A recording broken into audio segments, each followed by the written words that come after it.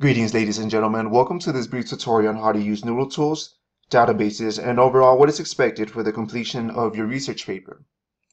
The first thing I'm going to ask you to do is to go to noodletools.com.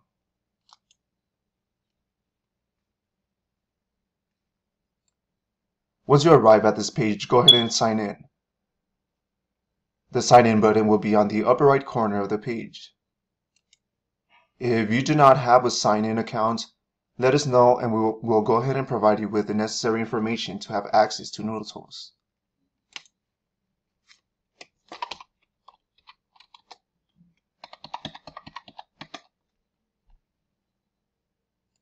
Once you sign in, you will be led to a page like this where you will begin to create your project.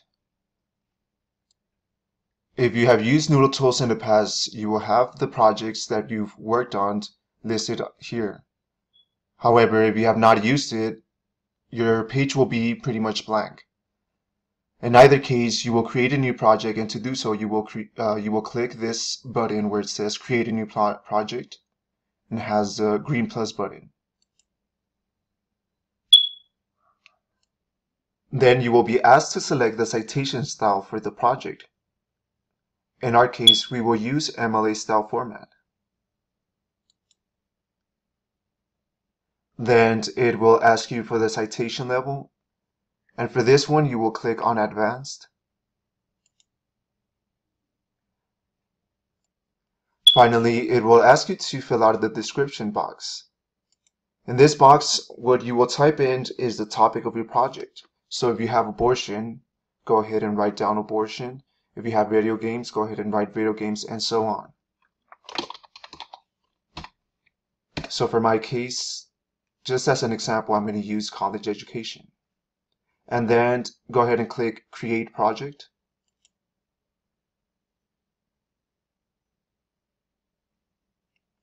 Once you create the project, you will be led to the Dashboard tab. And in this tab, this is where you're going to provide more information about the issue that you're working on. The first thing that you will need to fill out is the research question.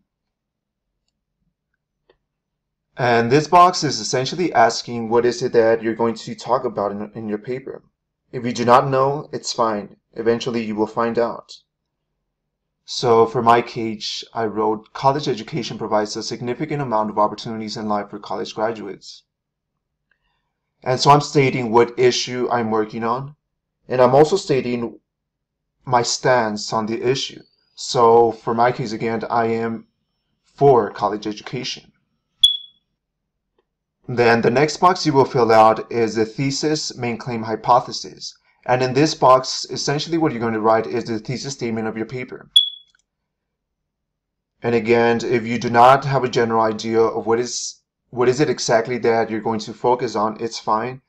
But just go ahead and type in your stance on the issue.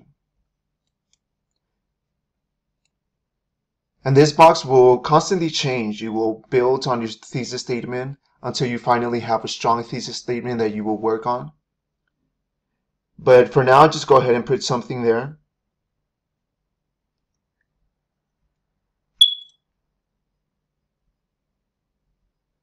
Then go ahead and hover here where it says components, and then you're going to click where it says paper, open in Google Docs, and go ahead and click on paper. And this is going to lead you to a Google Docs document. So you will need a Gmail account for this project. If you do not have a Gmail account, go ahead and create one, because this is where you're going to write your research paper. If you actively use Google Docs for your 1984 project, then you will be highly familiar with the usage of this program. However, if you did not use Google Docs actively, then go ahead and ask us and we will help you out with how to use the program. Google Docs is a shareable program, and so we will have access to your documents. We will know how much you have written, and we will also know what you have written. This serves as an advantage for you because we will be able to help you out as you write your paper. For instance, we will be able to comment on your paper if you have, let's say, a sentence that does not make sense, or you need to clarify the sentence, we will be able to comment and state what is it that you need to fix. So fix this and press comment. And also for the in-text citation, if you did not cite the source properly, then we will go ahead and comment on your paper and tell you that to fix this problem. And this pretty much skips the process of reprinting your paper just to do this minor edit. And so ultimately your paper will be done electronically. You won't need USBs, you won't need physical copies of papers, because it will all be here on Google Docs, and we will be able to access it with any computer. And so once you've completed this, just go ahead and let us know, and we will grade the paper here on Google Docs. But to begin writing your paper, you will need your 10 sources. And to find your 10 sources, you will need to go to the library databases, and we will provide you with a link of the library databases on Edmodo. So check your Edmodo to access this page, and you will be led to a page like this. And the two databases that you will use for this project are Student Resources in Context and also Opposing Viewpoints in Context. If you click on Student Resources in Context, it will lead you to this page, and this database is great. It provides you with the general information about the issue. However, it doesn't give you both sides of the issue. And this database will be used for the history section on your paper. So if you want to learn more about the history of your paper, this is the best database to use. So going back to the library database page, click on the Opposing Viewpoints in Context, and this database will provide you with both sides of the issue. It will provide you with the for side and with the against side. And to search for your issue or your topic, you can either type it here in the search bar, or you can click on Browse Issues. If you click on Browse Issues, it will lead you to a page like this, and where many issues are listed. And this list is the same one that was in class. So you will find your issue here. So in my case, it will be education.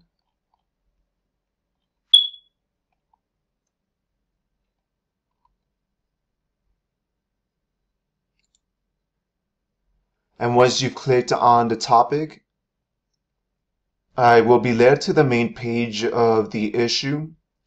And this first box provides the general information of the topic.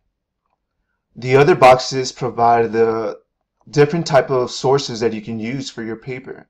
So these two boxes are the viewpoints, the for viewpoints or the against viewpoint. So if I click on featured viewpoints, it gives me several essays on for education or against education. And if I click them, I will be taken to the page in where I can get my sources from.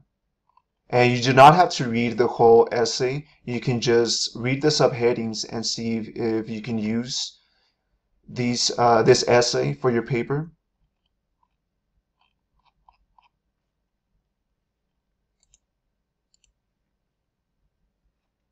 So if I go back to the main page, I will be able to browse through all the sources that it provides. It also provides statistics. For this paper, you are allowed to use statistics. So if it supports your claim, then yes, it will count as 1 out of the 10 sources that you need for the paper.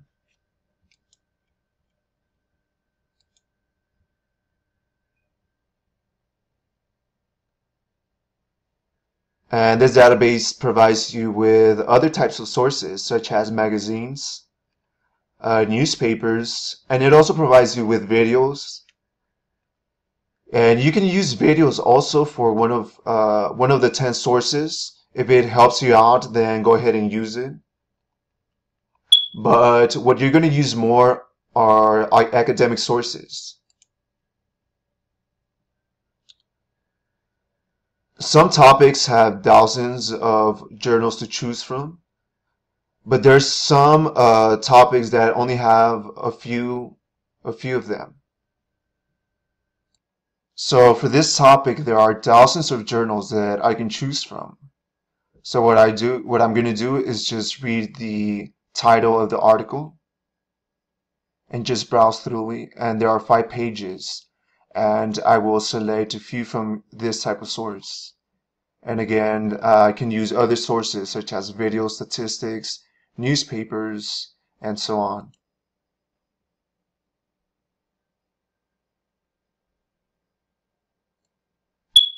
So once I found a source, I will go back to Noodle Tools. And before I proceed to the next tab, I will have to share my Noodle Tools account with Mr. Goulet. And so where it says sharing and collaboration, click on the sharing option where it says share project with a teacher's Dropbox. And here you will type in Goulet, and it will give you the option to choose the periods. So whichever period you're in, go ahead and click that period, and then type in your full name here. So once I'm done with that, I'm going to go to the next tab, Bibliography.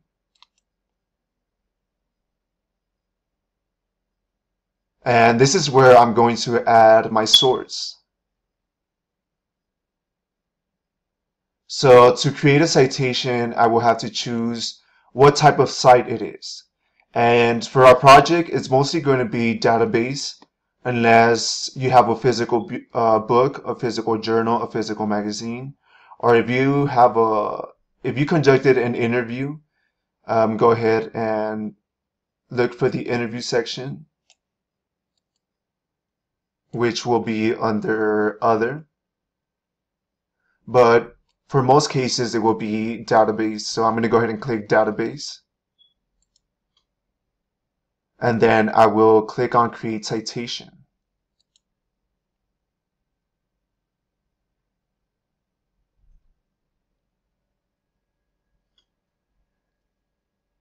And so for the database, you will select what source you're working on.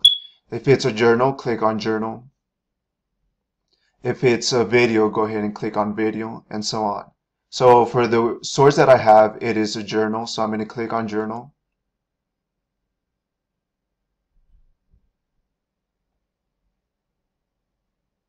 The first thing it will ask you is to fill out the name of the database. To find the name of the database, you can just go back to the page of the database, and you will find the name of the database here, which is Opposing Viewpoints in Context.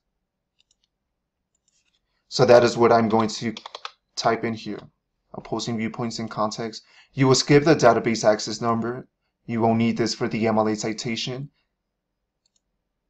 The most recent date will be today's date, and then you will enter the URL.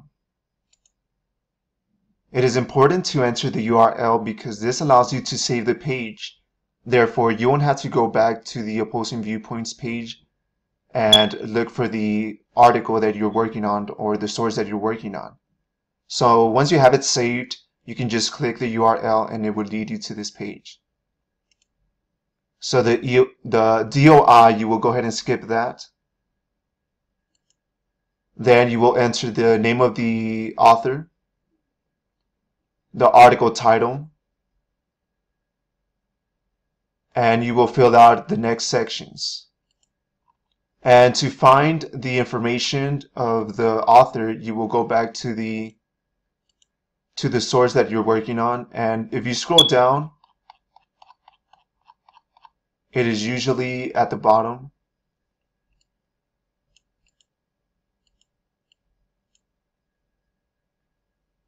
And also what is great about this database is that it already gives you the citation formats.